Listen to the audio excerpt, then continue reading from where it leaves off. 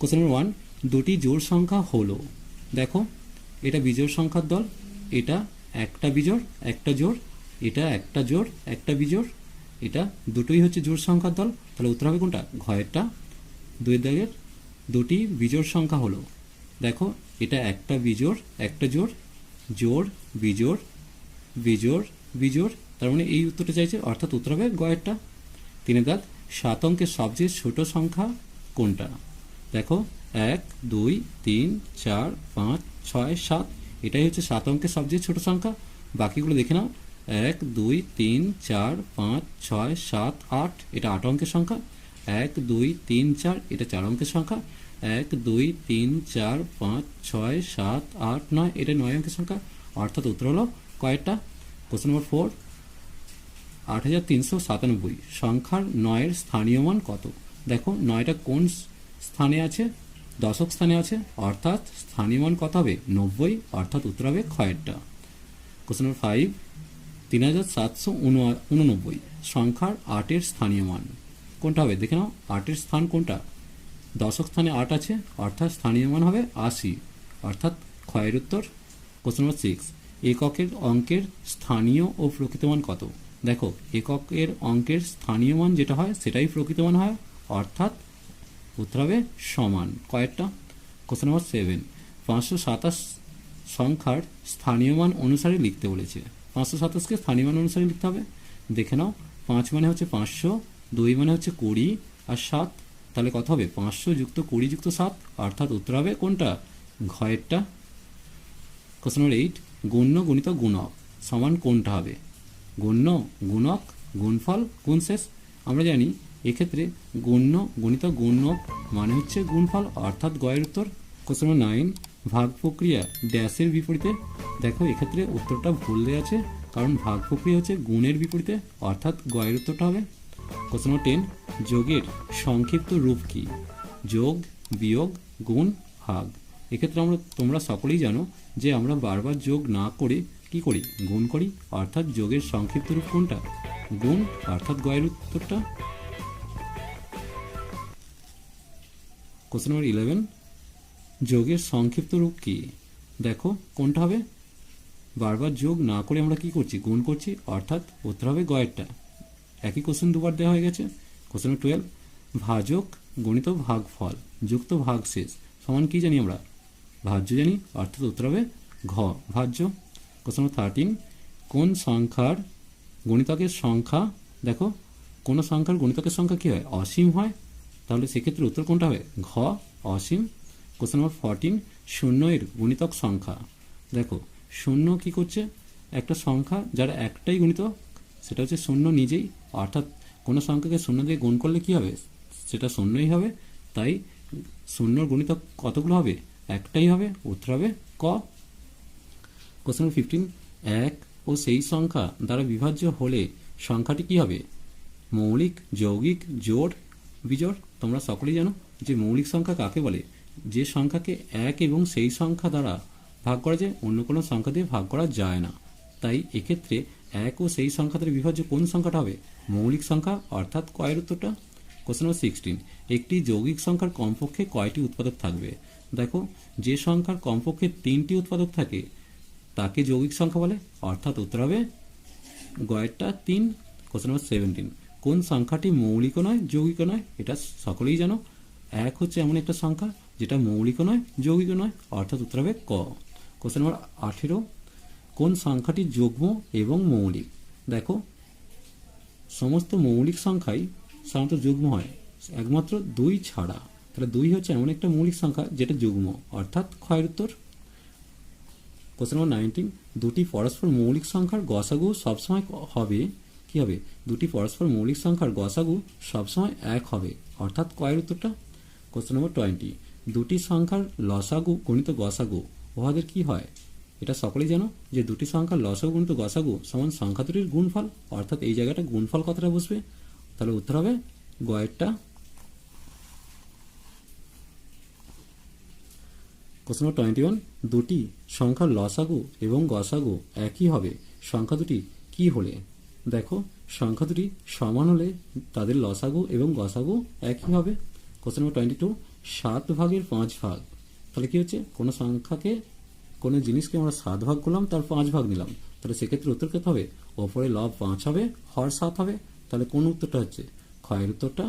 Question number 23, ভগ্নাংশ সমান নিচের কোনটা হবে? এটা সব থেকে সহজ প্রশ্ন না। ভগ্নাংশ সমান কি, লব বাই হর, তাহলে ক্ষয়ের উত্তর। কোশ্চেন নাম্বার 24, 8/11 9 ভাগ, এদের মধ্যে কোনটা হবে? দেখো 8/11 9 ভাগ, অর্থাৎ ঘয়ের উত্তরটা। কোশ্চেন নাম্বার 25, 3/7 ভগ্নাংশটি হলো মিশ্র, প্রকৃত, অপ্রকৃত কোনটি নয়? দেখো 3/7 একটা প্রকৃত ভগ্নাংশের উদাহরণ, অর্থাৎ উত্তর হবে ক্ষয়েরটা। কোশ্চেন নাম্বার 26, 8/3 ভগ্নাংশটি হলো মিশ্র, প্রকৃত, অপ্রকৃত কোনটি নয়? এটা খুবই সোজা কোশ্চেন, কারণ 8/3 ভগ্নাংশটি একটা অপ্রকৃত ভগ্নাংশ, অর্থাৎ গয়ের উত্তরটা। কোশ্চেন নাম্বার 27, 5/2 ভগ্নাংশটি হলো মিশ্র, প্রকৃত, অপ্রকৃত কোনটি নয়? দেখো 5/2 ভগ্নাংশটা একটা মিশ্র ভগ্নাংশের উদাহরণ, অর্থাৎ উত্তর হবে কয়েরটা। কোশ্চেন নাম্বার 28, প্রকৃত ভগ্নাংশকে মিশ্র ভগ্নাংশে পরিণত করা যায়, যায় না, মাঝে মাঝে যায়, কোনটি নয়? দেখো প্রকৃত ভগ্নাংশের ওপরে লবটা ছোট হয়, হর বড় হয়, তাই সেক্ষেত্রে মিশ্র ভগ্নাংশে পরিণত করা যায় না, অর্থাৎ উত্তর হবে ক্ষয়েরটা, যায় না। কোশ্চেন নাম্বার 29, অপ্রকৃত ও মিশ্র ভগ্নাংশের মান এক অপেক্ষা কি হবে? দেখো অপ্রকৃত বা মিশ্র ভগ্নাংশের মান সবসময় এক অপেক্ষা বড় হয়, অর্থাৎ উত্তর হবে কয়েকটা। কোশ্চেন নাম্বার 30, 6/6, অর্থাৎ কি হবে? এক্ষেত্রে কোন উত্তরটা হবে? 6/6 মানে 6/15, বা এভাবে ভাবতে পারি যে 6/4 অর্থাৎ ক্ষয়ের উত্তরটা। কোশ্চেন নাম্বার 31, একের অনন্যকের সংখ্যা হলো, দেখো একের অনন্য কি হবে? এক নিজেই, অর্থাৎ উত্তর হবে কয়েকটা, এক। কোশ্চেন নাম্বার 32, মান সমষ্টি বা এককের সংখ্যা সমান জিজ্ঞাসা চিহ্ন দিয়েছে, তাহলে এই জায়গাটা কোনটা হবে? দেখো আমরা জানি গড় মান সমান মান সমষ্টি বাই এককের সংখ্যা, অর্থাৎ উত্তর হবে গ। কোশ্চেন নাম্বার 33, মান সমষ্টি বাই গড় মান সমান কি হবে? দেখো এটা আগের কোশ্চেনের মতোই, যে মান সমষ্টি বাই গড় মান সমান এককের সংখ্যা, অর্থাৎ উত্তর হবে গয়েরটা, এককের সংখ্যা। কোশ্চেন নাম্বার 34, গড় মান গণিত এককের সংখ্যা সম্বন্ধে কোনটা হবে? দেখো এই তিনটে জিনিস মনে রাখবে, গড় মান, এককের সংখ্যা আর মান সমষ্টি, এই তিনটে নিজেদের মধ্যে সম্পর্কে আছে, তাই এক্ষেত্রে আমরা কোনটা পাচ্ছি? গড় মান পাচ্ছি, এককের সংখ্যা পাচ্ছি, কোনটা নেই? মান সমষ্টি নেই, তাহলে উত্তর হবে কয়েকটা, মান সমষ্টি। কোশ্চেন নাম্বার 35, অতিক্রান্ত দূরত্ব বাই সময় সমান ড্যাশ। দেখো আমরা জানি কি, গতিবেগ সমান অতিক্রান্ত দূরত্ব বাই সময়, অর্থাৎ উত্তর হবে গয়েরটা। কোশ্চেন নাম্বার 36, অতিক্রান্ত দূরত্ব বাই গতিবেগ সমান কোনটা হবে? এক্ষেত্রেও তোমরা মনে রাখবে যে অতিক্রান্ত সময়, অতিক্রান্ত দূরত্ব, সময় আর গতিবেগ এরা পরস্পরের সঙ্গে সম্পর্কযুক্ত, তাই এদের মধ্যে অতিক্রান্ত দূরত্ব, গতিবেগ আছে, নেই কোনটা? সময়, তাহলে সেক্ষেত্রে উত্তর কোনটা হবে? কয়েকটা, সময়। কোশ্চেন নাম্বার 37, গতিবেগ গুণিত সময় সেই একই অঙ্ক, তাহলে এক্ষেত্রে কোনটা নেই? অতিক্রান্ত দূরত্ব নেই, অর্থাৎ উত্তর হবে গয়েরটা, দূরত্ব। কোশ্চেন নাম্বার 38, সমগ্র কাজকে কত একক ধরা হয়?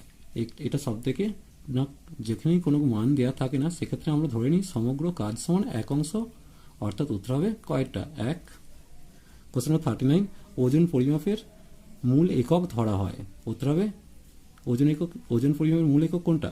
গ্রাম হবে, কারণ কিলোগ্রামটা বড় একক, কিন্তু মূল একক হিসাবে আমরা গ্রাম ব্যবহার করি। কোশ্চেন নাম্বার 40, দৈর্ঘ্য পরিমাপের মূল একক, এক্ষেত্রে কি কোনটা হবে? দৈর্ঘ্য পরিমাপ করি মিটার এককে, অর্থাৎ উত্তর হবে গয়েরটা।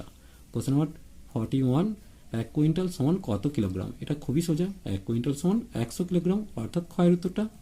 কোশ্চেন নাম্বার 42, 1 মেট্রিক টন সমান কত কিলোগ্রাম? এটা একটু মনে রেখো, 1 মেট্রিক টন সমান 1000 কিলোগ্রাম, অর্থাৎ উত্তর হবে ক্ষয়েরটা। কোশ্চেন নাম্বার 43, 1 বৎসর সমান কত সপ্তাহ? এক্ষেত্রে 1 বছর সমান 365কে তুমি যদি 7 দিয়ে ভাগ করো দেখবে 52 পাবে ভাগফল হিসেবে, তাহলে সেক্ষেত্রে উত্তর কোনটা হবে? ঘয়েরটা, 52 সপ্তাহ।